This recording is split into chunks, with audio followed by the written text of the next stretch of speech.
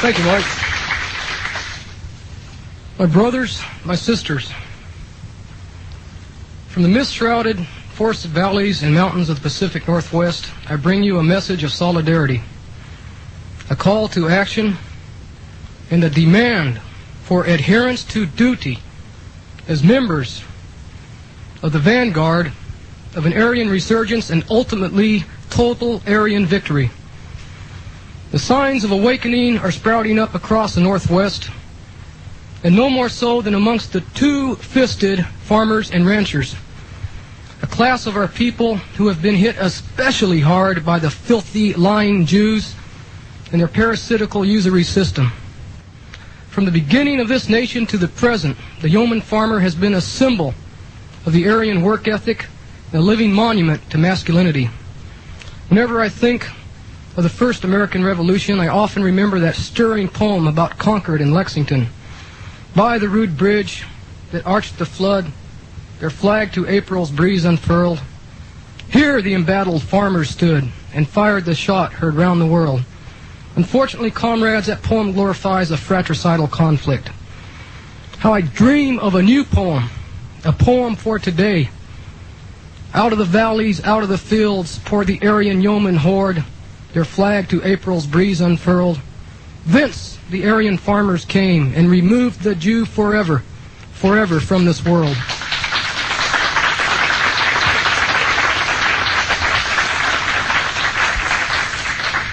Let us not forget, however, that the Levantine vermin are well aware of the dangers that an aroused and angered yeomanry represent to them.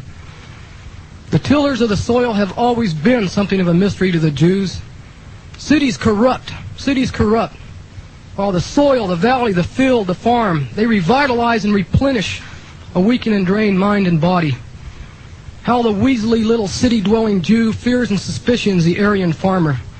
What a contrast in mind and body between the two. I think that deep within the breast of our Aryan yeomanry lies a long dormant seed, the seed of a racial awakening, the seed of resurgence, the seed of anger, and the seed of the will to act. We must radicalize the American yeomanry. We must bring as many of them as possible into our vanguard for victory. The task is not going to be easy. TV satellite dishes are springing up like poisonous mushrooms across the domain of the tillers of the soil. The electronic Jew is slithering into the living rooms of even the most remote farms and ranches. The race-destroying DOMs are everywhere. Allied with the Jews in their attempt to neutralize the Aryan farmer is the ever-present local rural pastor or minister. My personal experience has shown that usually the only organized opposition we will encounter when organizing in a farming or ranching community is from some local pastor. However, the stranglehold that the churches have upon rural America is fast eroding. That stranglehold is fast eroding because the average American farmer and rancher is in extreme financial difficulty. When a man is on the verge of losing his second-generation farm, his livelihood, and in essence his whole life, due mostly to the Jew usury system, he finds little solace in theological baggage from the Levant. I'm particularly encouraged by the success that Texas Klan leader Louis Beam has had in organizing amongst the farmers and independent truckers. He's shown us the way, now we must do it for the Alliance. The potential is there. Working out of a base in northern Idaho, he created an organization called NoFit, National Organization of Farmers and Independent Truckers. Their slogan is, "Don't throw a fit, throw a bureaucrat." A Beam, working with actual farmers and truckers from the Northwest, has managed within a few months to reach out and radicalize thousands of these kinsmen. I was talking to a young lady recently who works as a waitress in a large truck stop at Rock Springs, Wyoming. Every time NoFit puts out a new newsletter, they send her 500 copies. She said they are all gone within a few days, with many of the truckers either joining on the spot or subscribing to the newsletter. The regime in Washington, D.C. is extremely worried about the further radicalization of the American farmer. Fortunately, instead of implementing a program that will genuinely help the farmer, they're responding with massive shows of force and repression. So much the better. 60 miles south of Spokane, Washington, along the Idaho border, is a farming area we refer to as a Palouse. It's one of the richest farming areas in the world. In many places, the Palouse has topsoil that is an incredible 18 feet deep. Along with wonderful soil, the Palouse has a very favorable growing climate. Even so, comrades, many farms in the Palouse are being foreclosed upon. I have met and talked with one of these unfortunate farmers, a kinsman by the name of Ray Smith. Mr. Smith is a large-framed, ruddy-faced man who likes to refer to himself as, quote, a Snake River cowboy and damn proud of it. His father farmed the land he lives upon, and Mr. Smith was recently planning to retire and let his son take over the farm. Mr. Smith's dreams have been shattered, and he's on the verge of losing his 2,000-plus acres, his home, and his son's future livelihood. Mr. Smith, to his credit, took a long, good look at his problem and how he arrived at so sorry a state. Now take heart, kinsman. For what did Mr. Smith say when he came to the root cause of his problem? Mr. Smith said, Jew! Jew! Jew! Not only did Mr. Smith say Jew, he yelled Jew. His neighbors started yelling Jew. And how did the system react? By sending a plane, a helicopter, a bulldozer, SWAT teams from all over the state of Washington, and 60 very heavily armed deputies to the foreclosure on Mr. Smith's farm. Needless to say, Mr. Smith is now a member of No-Fit, and so are his neighbors. Mr. Smith also travels all over the state of Washington, Oregon, and Idaho, speaking out about the Jews and handing out copies of the Protocols of Zion. We need this man in the alliance. Radicalization of the American farm movement is also taking place in the Dakotas and Colorado. Last week I talked at length to a Colorado-based racialist activist who has extensive personal experience dealing with the Colorado farmers. Several years ago, this gentleman distributed huge amounts of WRAs and other literature to farmers and ranchers around Fort Collins, Colorado.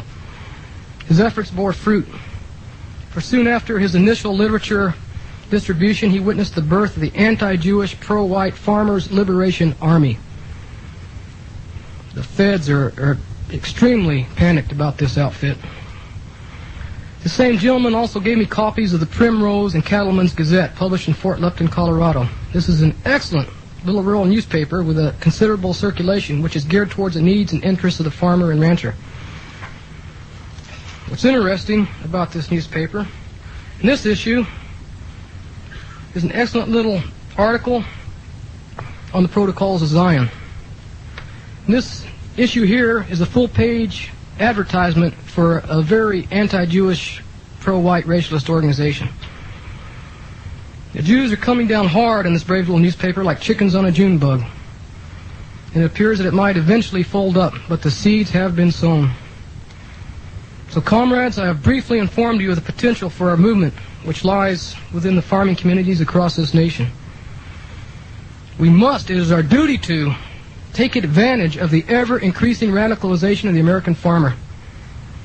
The fate of every last white man, woman, and child on this planet lies squarely on the shoulders of us here in this room today. Out of all the white racialist organizations in this nation, the Alliance, and only the Alliance, has the potential to bring us to victory. Through the Alliance lies the salvation for our entire race. We cannot fail. Therefore, let us not only preach, let us live racial economics. Meddling Falls, we are not only eating, breathing, and sleeping, we are growing together as one mind and one body. We have broken the chains of Jewish thought.